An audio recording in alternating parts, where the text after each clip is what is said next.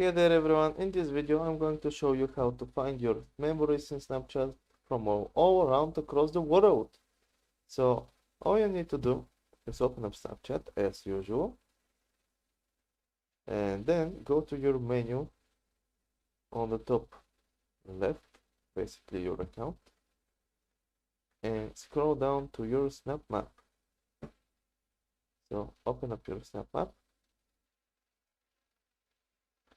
click enter, and once you open it, just zoom out, you have a little option right here where it says memories.